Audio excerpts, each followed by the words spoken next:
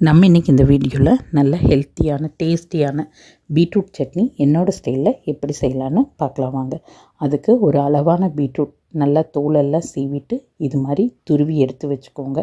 அதுக்கு தேவையான அளவுக்கு தேங்காய், நான் ஒரு சின்ன முடி தேங்காய் ஃபுல்லாக துருவி எடுத்திருக்கேன். அது கூடவே காரத்துக்கு தேவையான அளவுக்கு வரமிளகா எல்லாம் எடுத்து வச்சுட்டு அடுப்பில் கடாயை வச்சு தேவையான அளவுக்கு ஆயில் விட்டு ஆயில் ஹீட் ஆனதுக்கப்புறம் கடலைப்பருப்பு, உளுந்து பருப்பு, நம்ம எடுத்து வச்சுருக்கிற வரமிளகா எல்லாம் போட்டு நல்லா செவக்க வணங்கினதுக்கப்புறம் நம்ம துருவி வச்சுருக்கிற அந்த பீட்ரூட்டையும் போட்டு அதோட பச்சை வாசனையெல்லாம் போய் நல்லா சுருண்டு வெந்து வர்ற அளவுக்கு வணங்கினதுக்கப்புறம் நம்ம ஏற்கனவே துருவி வச்சுருக்கிற தேங்காயும் போட்டு அந்த சட்னிக்கு தேவையான அளவுக்கு கொஞ்சமாக புளி, கல்லுப்பு எல்லாம் போட்டு வணக்கி எடுத்து கொஞ்சம் நேரம் ஆற விட்டுருங்க. ஆறுனதுக்கப்புறம் மிக்ஸி ஜாரில் போட்டு கொஞ்சமாக தண்ணி விட்டு அரைச்சி எடுத்திங்கன்னா அருமையான டேஸ்டான பீட்ரூட் சட்னி ரெடி.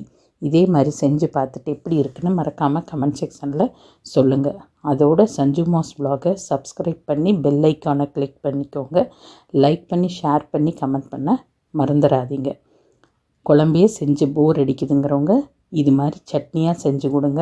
வீட்டில் எல்லாருமே விரும்பி சாப்பிடுவாங்க.